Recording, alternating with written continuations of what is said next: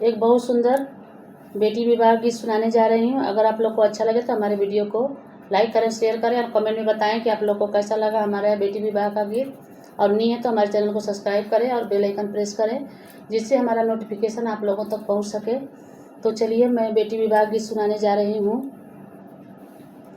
पैया तो हर लागिला गौआ के वीरनावा, अरे गौआ के वीरनावा, अरे गौआ के कहरवा, अरे नदिया किनारे डोली धरा हो वीरनावा, अरे नदिया किनारे डोली धरा हो वीरनावा।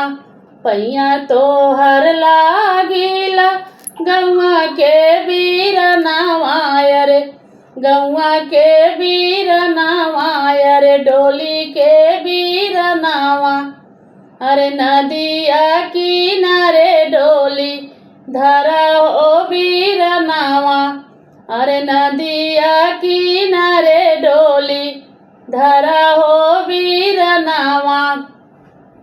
इतनी बचन सुन लें गौआ के वीरनावा, अरे डोली के वीरनावा, अरे कहरा वीरनावा, नदिया किनारे डोली धरे हो वीरनावा, अरे नदिया किनारे डोली धरे हो वीरनावा।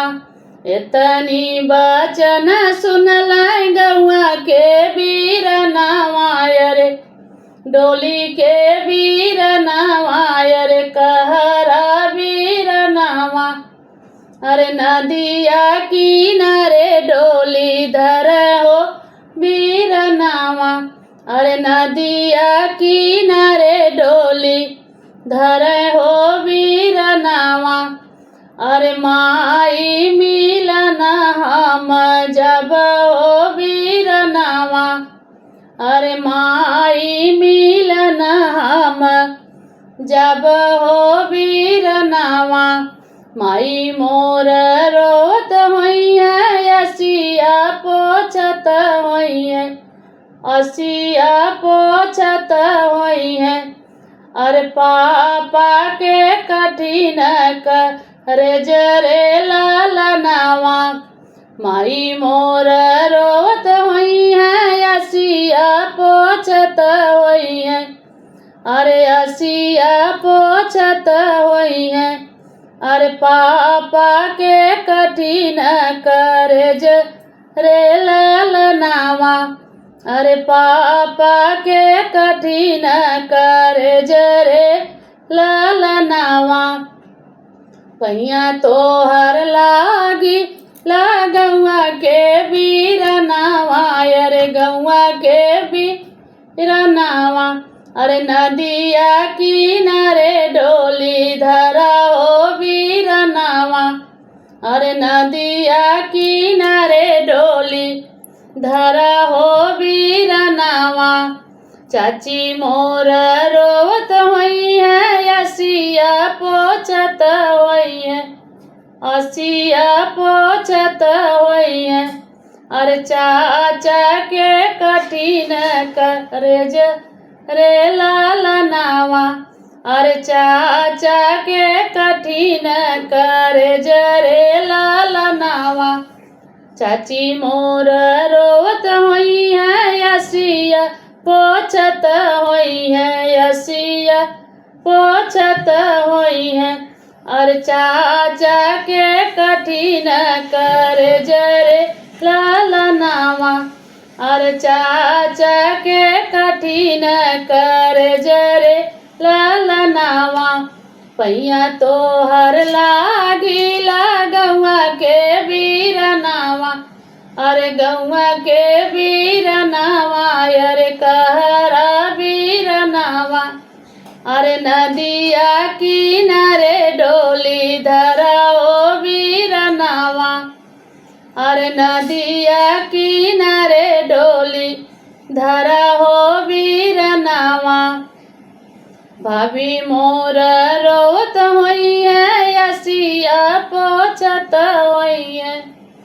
भाभी मोर रोवत होई है, असिया पोछत होई है, असिया पोछत होई है। अरे भैया के कठिन करे जरे लालनावा, अरे भैया के कठिन करे जरे लालनावा। पैया तोहर लागिला गौआ के बीरनावा, अरे गौआ के बीरनावा।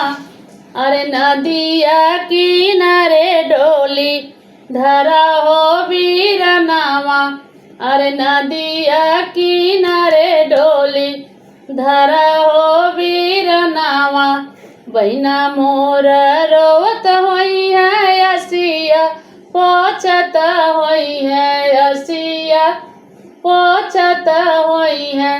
अरे भैया का कठिन करे जरे लालनावा, बहिना मोरी रोवती होई है, असिया पोछत होई है, असिया पोछत होई है।